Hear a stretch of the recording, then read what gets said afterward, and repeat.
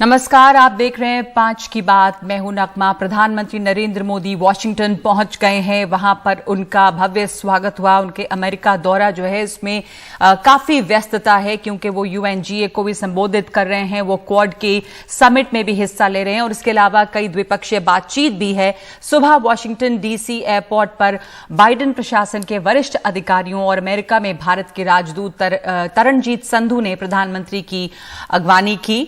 प्रधानमंत्री का ये 3 दिन का दौरा है, इसमें काफी ज्यादा व्यस्तताएं हैं। प्रधानमंत्री अपने इस दौरे में क्वाड के पहले सम्मेलन में भाग लेंगे जो कि ऑफलाइन हो रहा है। अमेरिकी राष्ट्रपति जो बाइडेन के साथ उनकी द्विपक्षीय बातचीत होनी है। इसके अलावा अमेरिका की उपराष्ट्रपति कमला हैरिस से भी प्रधानमंत्री की मुलाकात होगी। संयुक्त राष्ट्र महासभा यानी कि यूनाइटेड नेशंस जनरल असेंबली जो होने वाली है उसको प्रधानमंत्री संबोधित करेंगे। प्रधानमंत्री अपने इस दौरे में क्या कहते हैं, क्या कुछ कहते हैं, इस पर सबकी नजर होगी कि किन मुद्दों को वहां पर वो उठाएंगे, क्योंकि जिस तरह से अंतर्राष्ट्रीय स्तर पर हालात बदले हैं, कई चीजें हुई हैं। एक तो कोविड महामारी का दौर रहा है, अमेरिका में राष्ट्रपति ट्रंप के बाद राष्ट्रपति बाइडेन का आना, अफगानिस्तान से अमेरिकी सेनाओं की वापसी और तालिबान का शासन, ये सब कुछ होने के बाद अभी UNGA की ये असेंबली जो है वो हो रही है। ऐसे में प्रधानमंत्री का संबोधन वैश्विक स्तर पर भारत की सोच और नीति को इन तमाम विषयों पर सामने लाएगा। खास करके अंतर्राष्ट्रीय स्तर पर आतंकवाद को लेकर भारत की क्या सोच है, जो कि अफगानिस्तान के संदर्भ में बहुत अहम हो जाती है। इस पर चर्चा करने के लिए इस वक्त हमारे साथ 2 खास मेहमान मौजूद हैं। हमारे साथ हैं शीलकांत शर्मा, पूर्व राजनयिक, और प्रोफेसर स्वर्ण सिंह, रणनीतिक विशेषज्ञ।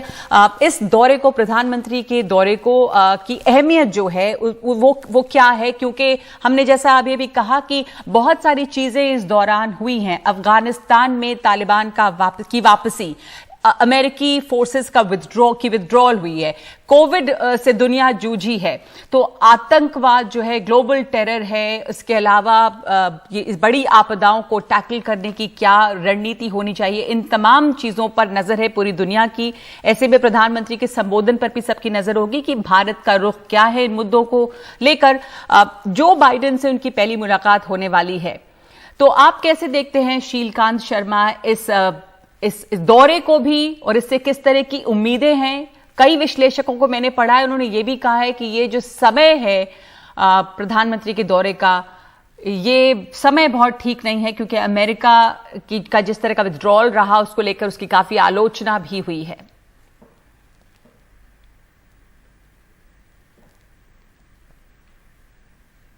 आप अपने माइक को अनम्यूट करें। आपका माइक जो है वो अभी साइलेंट म्यूट किया हुआ है। अच्छा जी, अब आवाज आ रही है? आप बिल्कुल आ रही है, कहिए सर। तो ये 2 पहलू होते हैं। एक तो जो बायलैटरल विजिट का और जो बायलैटरल मीटिंग्स हैं वो पहला पहलू होता है, और दूसरा UN की मीटिंग होती है। तो अभी तो वॉशिंगटन में प्राइम मिनिस्टर की बाइडेन से मुलाकात होगी और क्वाड के जो शीर्ष अध्यक्ष हैं उनसे मुलाकातें होंगी, और बिजनेस डेलीगेशन के साथ। तो अमेरिका के साथ पहली बार ये पर्सनल रैपोर्ट के लिए जगह है, और अभी तक बातचीत सिर्फ वर्चुअल होती रही है। तो ये इसकी अपनी अहमियत है। और प्रेसिडेंट बाइडेन ने भारत के लिए जो कुछ भी अभी तक सिग्नल्स दिए हैं वो धनात्मक हैं, रचनात्मक हैं। अमेरिका की जो परेशानियां हैं वो तो हैं, वो अफगानिस्तान से निकलने के बाद अमेरिका को जो दिक्कत हो रही है, जिस वहां की एडमिनिस्ट्रेशन को, वो उनकी परेशानियां, उनसे हमारा लेना देना बहुत कम है, क्योंकि हम तो उसमें इन्वॉल्व नहीं थे उस पूरी प्रोसेस में। और जो लोग इन्वॉल्व थे उनके लिए अमेरिका क्या दृष्टिकोण है, ये बात हमारे लिए अहम है, क्योंकि जिन लोगों ने अमेरिका की 20 साल की जो मेहनत है उसको पानी फेरा है, उस पर और हजारों करोड़ों डॉलर्स खर्च करवाए हैं और लोगों की जाने गई हैं, उन पे अमेरिका क्या देखता है? अगर उनसे फिर अमेरिका मिलने की बात करता है तो नेचुरली इसको देख के हमें बड़ा संदेह होगा कि ये लोग क्या करना चाहते हैं। साउथ एशिया में फिर इंस्टेबिलिटी बढ़ेगी। तो इस नाते तालिबान की सरकार का रिकॉग्निशन और पाकिस्तानी जो आजकल ऊपर बहुत उछल रहे हैं उनकी बातों को सुनना, और तीसरा चीन की जो प्रीचिंग शुरू हो गई है वो भी उससे अमेरिका कैसे डील करता है। तो ये सब बातें हैं। और भारत के लिए भी अफगानिस्तान और चीन का जो कोऑपरेटिव और जिसको कहते हैं कि धमकाने वाला रवैया है वो, और फिर हमारे लिए दूसरी पैंडेमिक और क्लाइमेट चेंज, ये जो ग्लोबल समस्याएं हैं उनसे भी डील करना है। तो अमेरिका के साथ मुद्दा बहुत ज्यादा है, जो एजेंडा है बड़ा भारी है, और इन सब में हमारी सहमति काफी हद तक है जी। और तो इसको और गाढ़ा करना, जो पार्टनरशिप है इसको और मजबूत करना जरूरी है। पर आपको इस पार्टनरशिप से क्या उम्मीदें हैं प्रोफेसर स्वर्ण सिंह, ऐसे मौके पर जब अफगानिस्तान से जब अमेरिका निकला है और पाकिस्तान के साथ या पाकिस्तान की उसे जिस तरह की सामरिक जरूरत रही है, चूंकि भू राजनीतिक इस तरह का लोकेशन रहा है पाकिस्तान का कि उसके ऊपर वो अमेरिका की जरूरत बना रहा अफगानिस्तान के मद्देनजर भी। लेकिन अब जब हम देखते हैं कि अफगानिस्तान की नई सरकार में किस तरह से पाकिस्तान का हस्तक्षेप रहा है, आईएसआई का हस्तक्षेप रहा है, बल्कि अभी अमेरिका, अब क्या आपको लगता है अमेरिका का रुख बदलेगा? क्या पाकिस्तान का साथ छोड़ने को अमेरिका तैयार होगा? क्वाड देशों में जो समिट होने वाली है उसमें भी ये मुद्दा उठेगा कि किस तरह से इन देशों का आपस का रिश्ता बदल सकता है या बदलेगा, अफगानिस्तान को देखते हुए भी, इंडो पैसिफिक में जो खतरे हैं उसको देखते हुए भी, चीन को देखते हुए। नगमा, अंतर्राष्ट्रीय संबंधों के इस दौर में ये दौरा मुझे लगता है कि भारत का जो छवि है अंतर्राष्ट्रीय स्तर पर, वो अमेरिका का रुझान भारत की तरफ बदलेगा जी। 3 बड़े मुद्दे जिस पर हम बात कर रहे हैं, कि वो चाहे सर्वव्यापी महामारी का मुद्दा हो, दुनिया भर में आतंक और खासकर काबुल में जो है वो हो, या क्लाइमेट चेंज की बात हो, तीनों में भारत का जो योगदान है अंतर्राष्ट्रीय स्तर पर वो बढ़कर सामने आया है। और उसके चलते मुझे लगता है ये आज अमेरिका के राष्ट्रपति को केवल द्विपक्षीय तक सीमित नहीं रखनी होगी बातचीत। भारत किस तरह से योगदान दे सकता है ये अंतर्राष्ट्रीय स्तर पर जो चुनौतियां हैं उससे अमेरिका की लड़ाई में, तो उसमें मुझे लगता है कि भारत का योगदान अब बहुत ही अहमियत जो भारत की है वो उभर कर सामने आती है। यहां तक तालिबान का बात है, उनको मान्यता कैसे मिलनी चाहिए, ये लगातार भारत अंतर्राष्ट्रीय स्तर पर एक कंसेंसस बनाने की कोशिश करता रहा है। और हाल ही में 1 या 2 चीजें जो हुई, जैसे सार्क के विदेश मंत्रियों की बैठक में पाकिस्तान चाहता था कि अफगानिस्तान को भी लाया जाए, सभी देशों ने उसको नकार दिया। उससे पहले अंतरिम सरकार बनाने पर उन्होंने 6 देशों से कहा कि आप अपने प्रतिनिधि भेजें, सब ने मना कर दिया। तो पाकिस्तान जो कोशिश कर रहा है लगातार, या कुछ हद तक चीन भी और रूस भी कह सकते हैं, वो भारत जिस तरह से आगे बढ़ रहा है और अंतर्राष्ट्रीय स्तर पर जिस तरह से तालमेल बना रहा है, वो भारत के प्रधानमंत्री की वहां भाषण हो या बैठकें हो, उसमें अपेक्षा जो अंतर्राष्ट्रीय स्तर पर है वो केवल बायलैटरल रिलेशंस तक सीमित नहीं रहेगी। और छोटी सी बात, उसका मैं उदाहरण दूंगा आपको।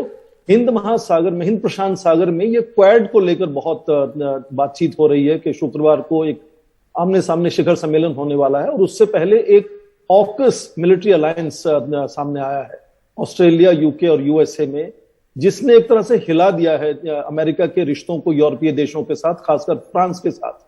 अब इस माहौल में जब तनाव बढ़ता है अमेरिका का यूरोपीय देशों के साथ, जब खासकर फ्रांस के साथ, तो आप देखें कि राष्ट्रपति बाइडेन लगातार कोशिश कर रहे हैं कि इमैनुअल मैक्रोन से उनकी फोन पर बात हो जाए। वो बात नहीं हो पा रही है। पर भारत के प्रधानमंत्री की यात्रा से ठीक पहले फ्रांस के राष्ट्रपति मैक्रोन भारत के प्रधानमंत्री से लंबी बात करते हैं कि किस तरह से भारत को जोड़कर वो हिंद प्रशांत सागर में समृद्धि और स्थिरता लाना चाहेंगे और किस तरह से दोनों देशों में तालमेल बढ़ाना चाहेंगे। तो भारत को किस तरह से अंतर्राष्ट्रीय स्तर पर देखा जा रहा है, उस माहौल में मुझे लगता है ये चाहे महामारी का मुद्दा हो, यहाँ भारत को आज फार्मेसी ऑफ द वर्ल्ड कहा जा रहा है, या आतंक का मुद्दा हो जिससे लगातार 70 सालों से भारत लड़ता रहा है और भारत संयुक्त राष्ट्र संघ में 90 के दशक से लगातार कोशिश कर रहा है, या फिर ये क्लाइमेट चेंज का मुद्दा हो जिसमें भारतीय इंटरनेशनल सोलर अलायंस की शुरुआत भारत ने की है।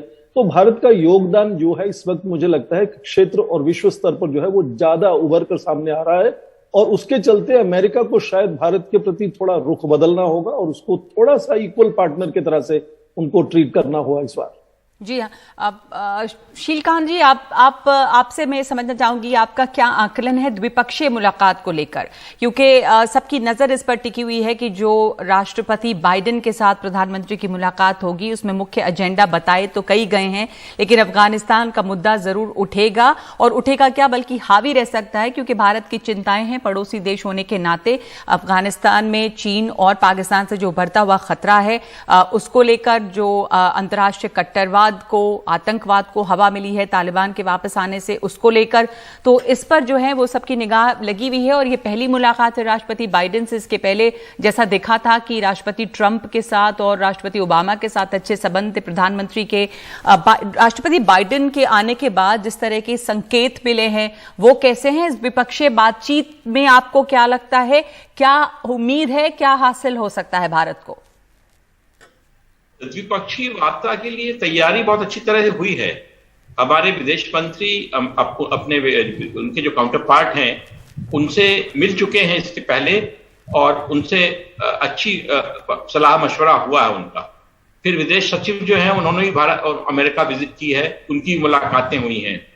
और अमेरिका से भी भारत में जॉन केरी आए थे, और उनके विदेश सचिव जो आए थे, सेक्रेटरी ऑफ स्टेट, वो भी आए थे। तो इस तरह से जिस लेवल से बातचीत होनी चाहिए और जहां पे चढ़ते हुए, जिन सीढ़ियों से चढ़ते हुए दोनों की शिखर वार्ता बनती है, वो उन सीढ़ियों पे काम काफी अच्छा हुआ है।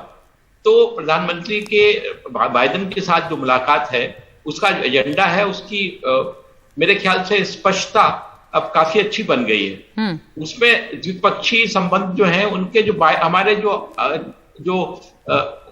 जो इंटरेस्ट हैं, जो हित हैं, उनकी बात है। जो ट्रेड को लेके थोड़ा बहुत जो जरूरी है, जो रिंकल्स हैं उनको दूर करना, तो वो भी उस पर ध्यान देना चाहिए। फिर जो बिजनेस इंटरेस्ट है तो उसके लिए प्रधानमंत्री बिजनेस ग्रुप से बात कर रहे हैं। तो ये जो बायलैटरल जो इकोनॉमिक रिलेशनशिप है उसको मजबूत करना और उसको एनरिच करना, ये भी जरूरी है। तो वो तो होगा ही एजेंडे में। दूसरा जो थोड़े से रीजनल इश्यूज हैं उसमें अफगानिस्तान आता है, और अफगानिस्तान को लेके भारत की चिंता स्वाभाविक है। और जो अमेरिका का जो रवैया है वो 20 साल के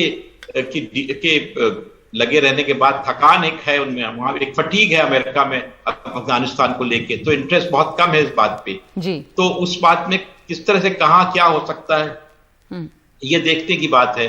मान्यता लेके जो बात हो रही है वो उस पर तो लगता है अभी पाकिस्तानी और चीनी जो एफर्ट्स हैं वो सक्सेसफुल नहीं होंगे। और फिर एशिया पैसिफिक को लेके और इंडो पैसिफिक को लेके जो भारत की और अमेरिका के साथ पिछले कई सालों से चल रहा है, जो सामंजस्य और तादाद चल रहा है, उसमें अब क्वाड का समिट है वो अपनी एक महत्वपूर्ण भूमिका है। पहली बार इन पर्सन समिट होगा और उसमें चारों जो अध्यक्ष हैं वो अपनी इस चतुष्टयी को, अब क्या कहें हिंदी में, इसको चतुर्भुज कहें, चतुष्टयी कहें जी, ज्यादातर लोग क्वाड ही कह रहे हैं इसको हिंदी में भी। इस क्वाड को मजबूती देंगे। और इस मजबूती में न केवल सामरिक बल्कि ये भी कि जो सप्लाई चेन रेजिलियंस है वो एक बहुत बड़ी बात है, और टेक्नोलॉजी जो है उस पे भी कोऑपरेशन की बात है। ये दोनों बहुत जरूरी हैं, और इन पे भी भारत में और अमेरिका के बीच में जो बातचीत होगी वो बहुत महत्वपूर्ण है जी। और जैसा अफगानिस्तान को लेकर अमेरिका की जनता में अब कोई बहुत दिलचस्पी नहीं है, ना अमेरिका को है, तो वो इस पर बहुत ज्यादा चिंतित नहीं है जिस तरह वो वहां से निकला या जिसकी नाकामी बताई जा रही है। पर भारत की चिंता है, क्योंकि भारत का पुराना रिश्ता एक तो रहा है अफगानिस्तान से, भारत पड़ोसी है, वहां पर एक अस्थिर अफगानिस्तान हमारे लिए अच्छा नहीं है, ये तमाम चीजें हैं। ऐसे में यूएनजीए में जो नेता बोल रहे हैं उसमें जैसे टर्की है, अब टर्की ने फिर से वहां पर कश्मीर का मुद्दा भी उठाया है, तो इस तरह की चीजें जो हैं वो भारत के लिए एक तरह से एक इरिटेंट रहती हैं। इस तरह के मुद्दे उठाना या आतंकवाद को लेकर बाकी देशों का क्या रुख रहता है, ये तमाम चीजें हैं। और जो क्वाड की आपने बात की कि पहली दफा ये इन पर्सन समिट हो रहा है, तो उन देशों के नेताओं से भी, दो से उनकी मुलाकात तो इन पर्सन भी हो रही है। इसको लेकर क्या आपको लगता है प्रोफेसर स्वर्ण सिंह के कुछ रणनीति अफगानिस्तान को लेकर, चाइना की आक्रामकता को लेकर इन क्वाड देशों के समिट में से निकल सकती है? हालांकि ये क्वाड में खुलकर चीन पर बात नहीं होती है औपचारिक तौर पर। चीन उसके पीछे जरूर एक तरह से छाया की तरह रहता है, और उनकी ये सांझी चुनौती है कि चीन का जो बढ़ता हुआ संप्रभुत्व एक तरह से प्रभाव है पूरे हिंद प्रशांत सागर में, और चीन के तौर तरीके जो हैं वो इन देशों से बहुत अलग हैं। उनका अपना ढांचा, अंदरूनी या बाह्य विदेश नीति उनकी अलग तरह से है। तो एक चुनौती के नजरिए से वो लगातार इनकी नजर में रहता है, बातचीत में रहता है, औपचारिक रूप से वो नहीं आता है। तो तालमेल इनमें आपस में जरूर है कि बढ़ेगा, पर ये हाल ही में जो ऑकस बना है उससे लगता है कि ये चार देशों में भी हल्की सी अलग अलग शेड्स हैं कि चीन की चुनौती को किस तरह से ये टैकल करना चाहते हैं। जी बार बार बात हो रही है कि जो बाइडेन की नीतियां शायद डोनाल्ड ट्रंप से बहुत अलग नहीं है, केवल भाषा अलग है। तो उसमें ये ऑकस बनाने से ऑस्ट्रेलिया को एक तरह से उन्होंने मिलिट्री अलायंस में ले लिया है इसमें, क्योंकि जापान और भारत जिनका सीधा सीमा विवाद है चीन के साथ, वो इस पूरे हिंद प्रशांत सागर को सैन्य शक्ति के नजरिए से नहीं देखना चाहते। वो क्वाड को एक बड़ा मंच बनाना चाहते हैं जिसमें बहुत सी चीजें शामिल हों, जितनी और बड़ी चुनौतियां हैं उनको आगे रखा जाए, ना कि चीन पर उसको केंद्र बिंदु किया जाए। चीन पर फोकस नहीं होना चाहिए, मिलिट्री अलायंस नहीं बनना चाहिए उसको। तो थोड़ा सा मुझे लगता है कि ये सामने जो बातचीत होने वाली है बोथ 1-to-1 मोड में, और ये क्वाड की जो बात होने वाली है, इसमें थोड़ा सा आपसी समझ बनाने में एक मौका और अवसर मिलेगा। और भारत को ये थोड़ा सा क्लियर करना होगा कि जिस तरह से फ्रांस को लगा झटका एक तरह से अचानक, क्या भारत को इस तरह का कभी झटका लग सकता है भविष्य में? क्योंकि आप देखें कि बहुत विशेषज्ञ जो हैं वो भारत को हिंद प्रशांत सागर का फ्रांस और ऑस्ट्रेलिया को ब्रिटेन बताते हैं इस क्षेत्र का। तो क्या इस तरह का भविष्य में कुछ हो सकता है कि भारत को भी अचंभा हो कि कोई नया इनिशिएटिव हुआ और हमें नहीं पता था? तो ये सब जब आमने सामने बैठकर बात होती है तो उसमें शायद एक दूसरे को अंदाजा लगाना, जी हाँ, तो असेसमेंट करना अच्छा बिल्कुल। तो यूएनजीए में किस तरह के मुद्दों पे बात होती है, और उससे ज्यादा द्विपक्षीय जो मुलाकातें होनी है उसमें क्या निकल के आता है, क्योंकि अमेरिका के राष्ट्रपति से द्विपक्षीय बातचीत होनी है, ऑस्ट्रेलिया से द्विपक्षीय बातचीत होनी है। तो नजरें इस पर टिकी हुई हैं। बहुत बहुत शुक्रिया आप दोनों का। इस बीच का आज जो महत्वपूर्ण सीईओ हैं, कई टॉप 5 सीईओ, उनसे मुलाकात है प्रधानमंत्री की। वो वाइस प्रेसिडेंट कमला हैरिस से मिल रहे हैं, वो ऑस्ट्रेलिया के प्रधानमंत्री पीएम मॉरिसन से मिल रहे हैं। तो इन सब से ये जो 3 दिन है वो काफी व्यस्त हैं, और अंतर्राष्ट्रीय जो भू राजनीतिक समीकरण है उनकी दृष्टि से बहुत महत्वपूर्ण है। इस वक्त हम 5 की बात में एक ब्रेक ले रहे हैं। ब्रेक के बाद नल से जल योजना को लेकर नीतीश कुमार पर बरसे तेजस्वी यादव।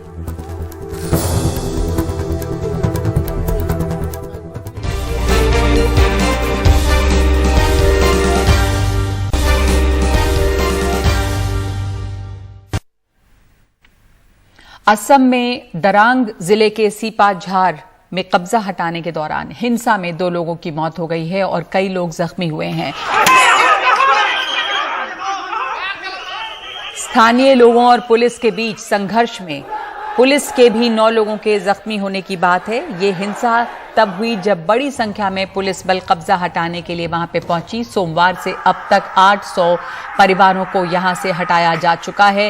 मेरे साथ इस वक्त जुड़े हैं फोन लाइन पे मेरे सहयोगी रतनदीप। ये तस्वीरें हम देख रहे हैं जहां पर पुलिस और लोगों में टकराव की भी तस्वीरें हैं, और बड़ी संख्या में यहाँ पे पुलिस बल पहुंची हुई है कब्जा हटाने के लिए। इसके बारे में कुछ बताएं रतनदीप के कब से ये कब्जा है, इस वक्त इसको हटाने की बात जो है वो कैसे और क्यों आई, और इन परिवारों को क्या कहा गया है, कहां हटा के भेजा जा रहा है? 800 परिवारों को अब तक हटाया जा चुका है और अब ये हिंसा दिख रही है वहां पे। देखिए, ये हिंसा जो हुई है आज, वो हुई है असम के दरंग जिले के सीपाझार के धौलपुर में। धौलपुर इलाके में पिछले सोमवार से ही पुलिस ने वहां पे जो कब्जा, जो गैर कानूनी कब्जा, जो पुलिस, जो सरकार का जो दावा है कि वहां पे बहुत लोगों ने गैर कानूनी कब्जा करके रखा है, तो उनको नोटिस दिया गया था। और सोमवार से ही वहां पे जो डी एनक्रोचमेंट ड्राइव है या कब्जा हटाने की ड्राइव चल रही थी, और सोमवार से वहां पे 800 के करीब परिवारों को हटाया गया। मगर इसके बाद जिस तरह से परिवारों को हटाया गया, उनके सर के ऊपर कोई छत नहीं है, खुले आसमान के नीचे वो रह रहे हैं। इसके ऊपर बहुत रिएक्शन भी वहां पे हुआ है। और ये जो सोमवार को जिस तरह से वहां पे वहां पे हटाया गया था लोगों को, इसको लेके उस इलाके में एक तनाव बना हुआ था। आज फिर से पुलिस और प्रशासन वहां पे पहुंची, बड़ी संख्या में पुलिस फोर्स वहां पे पहुंची, क्योंकि फ्रेश एविक्शन करने की बात थी। मगर आज वहां पे जब पुलिस प्रशासन पहुंची, और पुलिस सूत्रों के मुताबिक जो खबर लग रही है कि वहां पे लोगों ने पुलिस के ऊपर पत्थरबाजी की, उनके ऊपर हमला किया। पुलिस का ये दावा है कि 9 पुलिस में कर्मी भी जख्मी हुई है। तो इस सिचुएशन के ऊपर कंट्रोल करने के लिए पहले पुलिस ने लाठीचार्ज किया, फिर टीयर गैस शेल का भी इस्तेमाल किया गया। इसके बाद पुलिस ने फायरिंग भी की, और पुलिस सूत्रों के मुताबिक 2 जो सिविलियन है, जो 2 प्रोटेस्टर हैं, लोकल हैं, वो जख्मी है गंभीर रूप से। उनकी स्थिति इस वक्त कैसी है, इसकी कोई औपचारिक पुष्टि पुलिस ने नहीं की है, ऑफिशियल कोई वर्ड नहीं है, मगर अनऑफिशियली जो खबर हमारे पास आ रही है कि इनकी स्थिति बहुत नाजुक है। तो देखना पड़ेगा पुलिस कितने लोग घायल हुए हैं, इसका क्या ऑफिशियल वर्जन पुलिस देती है, उसके लिए हम इंतजार करेंगे। मगर तनाव वहां पे बड़ा हुआ था, और बहुत दिनों से ये जो इस बार जब असम में चुनाव हुए, इसके बाद ही सरकार ने कहा था कि जिन जिन इलाकों में जो गैरकानूनी अवैध लोग बसे हुए हैं उनको निकाला जाएगा, और इसकी मुहिम छेड़ी गई थी। इसके पहले भी बहुत दूसरे इलाकों में एविक्शन हुए हैं, मगर इस बार पहली बार यहाँ पे कि लार्ज स्केल वायलेंस हुआ है। अब देखना पड़ेगा पुलिस इस परिस्थिति से किस तरह से निपटती है। जी धन्यवाद आपका रतनदीप। ये तस्वीरें आप देख रहे हैं असम की।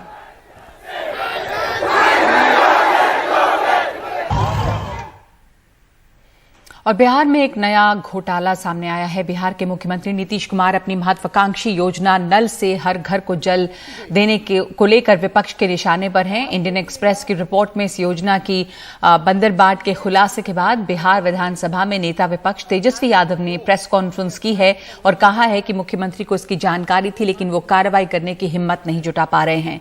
Deputy chief minister Tarkishore Prasad को बचाने की जगह तुरंत उनका इस्तीफा लेना चाहिए।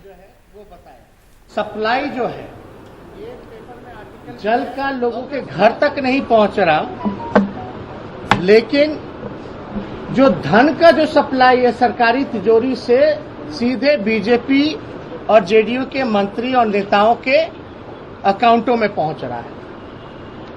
और हम तो कहना चाहते हैं ये नल जल योजना नहीं बल्कि नल धन योजना है। ये नल धन योजना।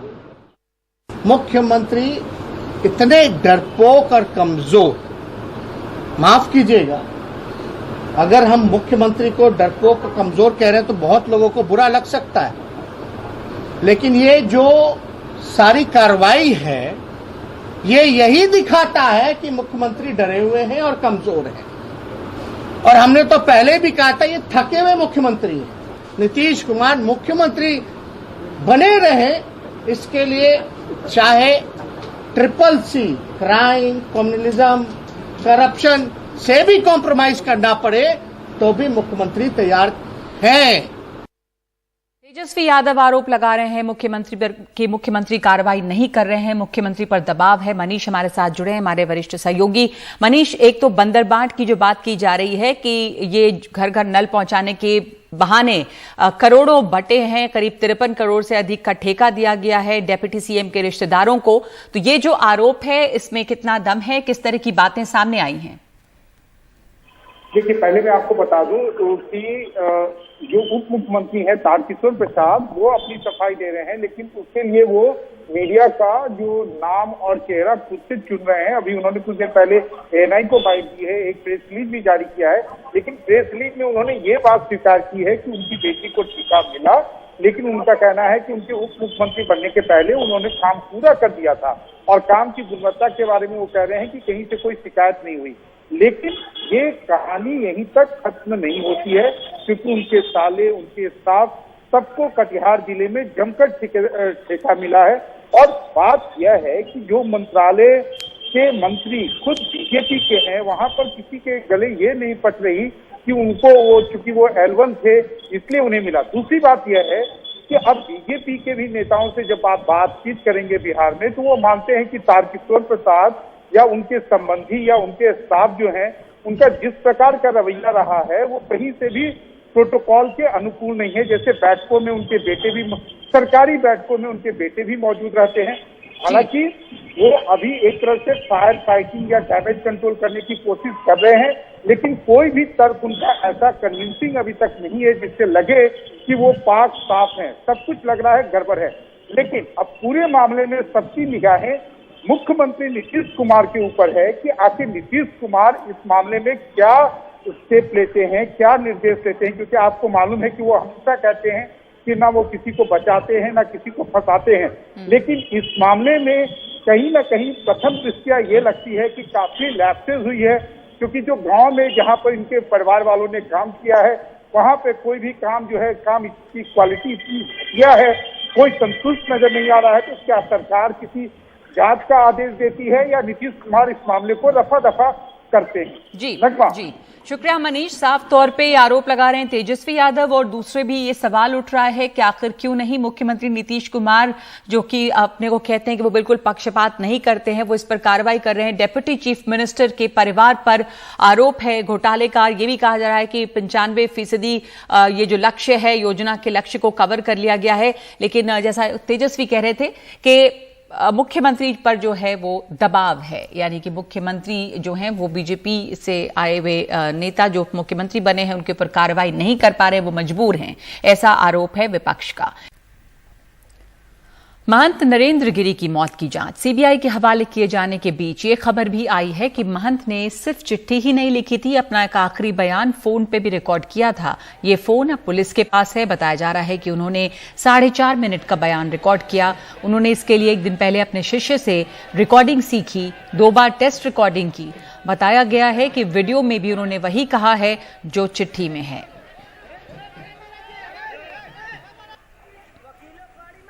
रस्सी कौन लाया? रस्सी मैं इसी बात पे लगा हुआ हूँ और मैं इसी बात की जानकारी लेना चाह रहा हूँ। आज मैं अभी आश्रम के सभी लोगों के साथ बैठना चाह रहा हूँ और मैं इसकी पूरी जायजा लूंगा। अभी पंच के साथ हम बैठ रहे हैं, अभी बैठ करके तय कर रहे हैं। देखिए बिल्कुल साजिश है, मैं अभी भी बता रहा हूँ आपको, ये साजिश है और सीबीआई को जांच सौंप दी गई है राज्य सरकार की तरफ से।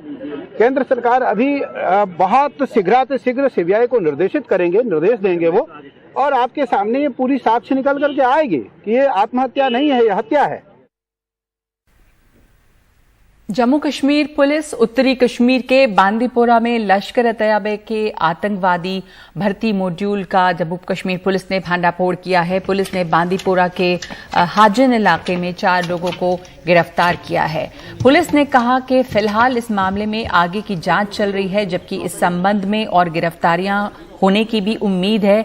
हाल ही में इसी इलाके से सुरक्षा बलों ने लश्कर-ए-तैयबा के 3 आतंकियों को गिरफ्तार करके उनके पास से काफी मात्रा में हथियार और गोला बारूद जब्त किए थे। Today morning, in the early hours of the morning, in Hatlanga forest, there was a movement observed for an infiltration bid. In a very short, brief operation, this attempt was eliminated by alert troops along the line of control. You are also well aware that on 18th, a similar attempt was made in the hours of darkness, and over a period of about 3 days during this operation it was revealed or rather confirmed that attempt for infiltration was foiled. इस साल जनवरी से लेकर अभी तक 23 सितंबर तक 97 pistol, आज के मिला दे तो 97 पिस्टल रिकवरी हुआ है। ये शो करता है कि पूरा पाकिस्तान का ये एजेंडा है कि मैक्सिमम नंबर ऑफ पिस्टल को यहाँ पर पंप किया जाए, हैंड ग्रेनेड को पंप किया जाए। आप जितना भी देखते हैं कि हैंड ग्रेनेड थ्रो होता है सिविलियन पर भीड़ भाड़ इलाके में, उसमें काफ़ी सिविलियन भी जख्मी हुए हैं। तो ये इनका मोर्चबंदी है, यहाँ पर आतंक का एक वातावरण, एक एनवायरमेंट पैदा किया जाए जिससे कि टूरिस्ट नहीं आ सके, यहाँ के लोगों को खुशहाली देखना नहीं चाहते। इनका एजेंडा है, इस एजेंडा के तहत ऐसा कर रहा है। और पेगासस मामले में सुप्रीम कोर्ट ने कहा है कि मामले की जांच के लिए एक्सपर्ट कमेटी का गठन होगा। अगले हफ्ते तक आदेश जारी होगा। जस्टिस एनवी रमन्ना ने कहा कि इसी हफ्ते आदेश जारी करना चाहते थे, लेकिन कुछ सदस्यों के निजी कारणों से शामिल होने से इनकार किया है, इसलिए देर हो रही है। पिछली सुनवाई में सुप्रीम कोर्ट ने फैसला सुरक्षित रख लिया था। सीजेआई रमना ने कहा कि हम जानना चाहते हैं कि सरकार क्या कर रही है। हम राष्ट्रीय हित के मुद्दों में नहीं जा रहे, हमारी सीमित चिंता लोगों के बारे में है। 5 की बात में इस वक्त के लिए इतना ही। नमस्कार।